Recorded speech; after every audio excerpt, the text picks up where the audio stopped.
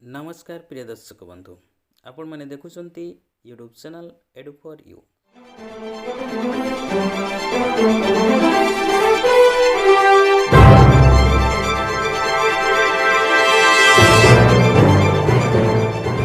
यही चैनल रे आपण मैंने सब बेले देखुंट नुआ नुआ इनफॉर्मेटिव एजुकेशन वीडियो।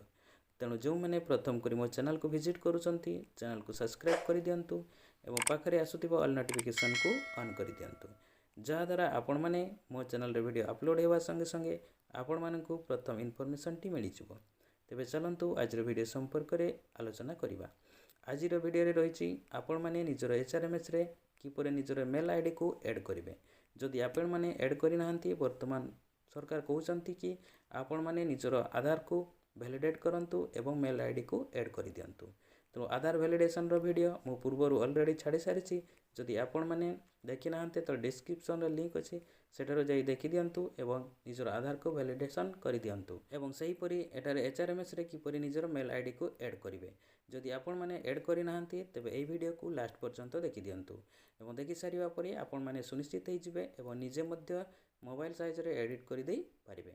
तेबे चलंतु वीडियो को आरंभ करिबा। तो प्रथमे आपण माने निजर क्रोम ब्राउजर को ऑन करिवे। क्रोम ब्राउजर को ऑन कला परे आपण माने सर्च बार रे लिखिवे एचआरएमएस ओडिशा। एचआरएमएस ओडिशा लिखि आपण माने सर्च करिवे। सर्च कला परे आपण मानकर एही पेज टी देखिवे आसी जिवो।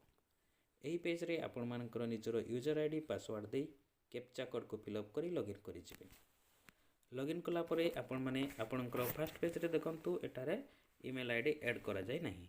तेबे आपण माने ईमेल आईडी को किपरि ऐड करिवे देखंतु। वर्तमान आमे राइट साइड को जिबा। राइट साइड रे गोटे एरो मार्क सेटारे क्लिक करिबा। सेटारे क्लिक कला परे आपण मानकर ए माय प्रोफाइल उपरे क्लिक करिवे। ए माय प्रोफाइल उपरे क्लिक कला परे आपण मानकर service book row first page T आसी जिवो। देखंतु मो एठारे आपण मानकु मेल आईडी किपरि ऐड करिवे से संपर्क रे वीडियो टी करूछि। तबे कोन करिवे ना आपण माने चली जिवे पर्सनल इन्फॉर्मेशन। ए पर्सनल इन्फॉर्मेशन उपरे क्लिक करिवे। पर्सनल इन्फॉर्मेशन उपरे क्लिक कला परे आपण मानकर इन्फॉर्मेशन सब एटारे देखिबा को पाइबे। तळकु आपण माने स्क्रॉल करि जिवे। तळे देखिबे आपण मानकर एही एडिट ऑप्शन टी शो करिवो। आपण माने सेही एडिट ऑप्शन उपरे क्लिक करिवे। देखंतु एही पेज को आसी जिबा परे आपण माने एठारे जहा चेंज करिया पई चाहिबे ता चेंज करि परिबे एवं जहा ऐड करिया पई चाहिबे ता ऐड करि परिबे। तो वर्तमान आमे एठारे ईमेल आईडी को ऐड करिबा। तबे कोन करिबा ना ए ईमेल आईडी राइट साइड रे देखंतु गोटे बॉक्स रही। एई बॉक्स उपरे आमे क्लिक करिबा। सेठारे क्लिक कला परे सेठारे आमे निजर ईमेल आईडी को एडिट करदबा।